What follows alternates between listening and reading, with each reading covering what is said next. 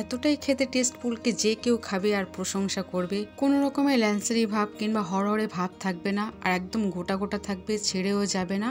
রুটি পরোটা গরম ভাতের সঙ্গে দারুণ লাগবে।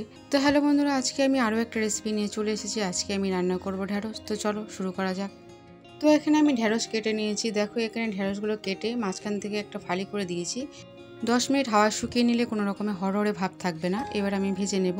তো গ্যাস অন করে কড়া চাপিয়ে দিয়েছি। কড়া গরম হয়ে গেছে। এখানে সর্ষের তেল দিলাম, 4 চামচ সর্ষের তেল দিলাম। এবার আমি ঢ্যাঁড়সগুলো দিয়ে দেব। মিডিয়াম ফ্লেমে ঢ্যাঁড়সগুলো আমি ভেজে নেব।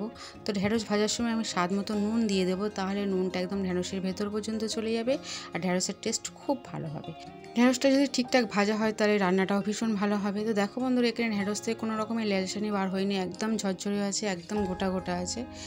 মিডিয়াম ফ্লেমে আমি 4 থেকে 5 মিনিট খুব ভালো করে ঢ্যাঁড়সগুলো ভেজে নেব। তো এখানে আমার ঢ্যাঁড়স ভাজা হয়ে গেছে। ঢ্যাঁড়সগুলো আমি অন্য একটি পাত্রে তুলে নেব। এই কড়াতেই আমি বাকি রান্নাটা করব।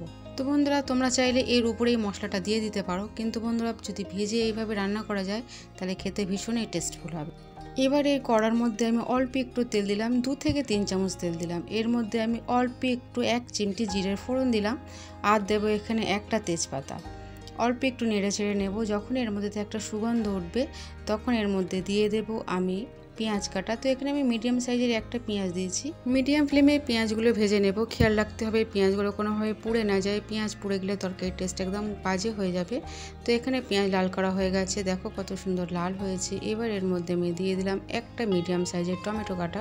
টমেটো দেওয়ার পরে 2 মিনিট আমি ভেজে নেব।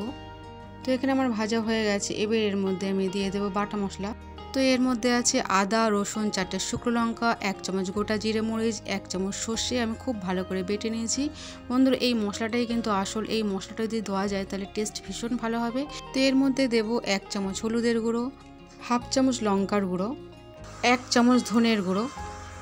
এবার আমি খুব ভালো করে মশলাটা কষিয়ে নেব। তো বন্ধুরা, এই সময় মশলা কষালে কি হয়, আদা রসুনের কোনো গন্ধ থাকে না, তরকারির টেস্ট ভীষণ ভালো হবে। তো বন্ধুরা, আমি প্রায় 3 থেকে 4 মিনিট খুব ভালো করে মশলাগুলো কষিয়ে নিয়েছি। এবার এর মধ্যে আমি জল দেব। তো অল্প জল দেব। এখানে আমি একদম মাখো মাখোভাবে তরকারিটা করব। তোমরা চাইলে জল কম বেশি করতে পারো। জলটা দেওয়ার পরে আমি নেড়ে চেড়ে দেবো। ঝোল ফুটে গেলেই এর মধ্যে ভেজে রাখা ঢ্যাঁড়সগুলো আমি দিয়ে দেব। তো দেখো বন্ধুরা, এখানে ঝোল ফুটতে শুরু করে দিয়েছে। এর মধ্যে আমি ধনেপাতা কুচনো দিয়ে দিলাম। ধনেপাতা কুচনোটা দেওয়ার পর অল্প একটু নেড়ে ছেড়ে দিলাম। তো দেখো বন্ধুরা, এখানে ঝোলটা তেলে তেলে হয়ে এসছে, মশলা থেকে তেল ছেড়ে দিয়েছে। এবার এর মধ্যে দিয়ে দেব ভেজে রাখা ঢ্যাঁড়স। ঢ্যাঁড়সটা দেওয়ার পরে আমি অল্প একটু নেড়ে ছেড়ে দেবো। বন্ধুরা, এই সময় খুব বেশি কষালে হবে না, তাহলে কিন্তু ঢ্যাঁড়সগুলো একদম ছেড়ে যাবে। তো এবারে আমি অল্প একটু নুন দিয়ে দেবো, যাতে নুনের কোনো রকমের কমতি না হয়। নুনটা দেওয়ার পরে অল্প একটু নেড়ে ছেড়ে দেবো। এবার গ্যাসের ফ্লেমটা একদমই লো করে দিয়ে ঢাকা চাপা দিয়ে 5 মিনিটের জন্য ছেড়ে দেবো। ফিরে এলাম 5 মিনিট পর। তো দেখো বন্ধুরা, এখানে একদম ঝোল কমে গেছে, তেলে তেলে হয়ে এসছে। বন্ধুরা, এরকমভাবে যদি তোমরা ঢ্যাঁড়স রান্না করো খেতে ভীষণই টেস্টফুল হবে। তো বন্ধুরা, একবার অন্তত এইভাবে ট্রাই করো। তো আশা করি বন্ধুরা, আমার এই রান্নাটা তোমাদের খুব ভালো লেগেছে। ভালো লাগলে চ্যানেলটাকে সাবস্ক্রাইব করো, লাইক করো আর কমেন্ট করতে ভুলো না যে রান্নাটা তোমাদের কেমন লেগেছে।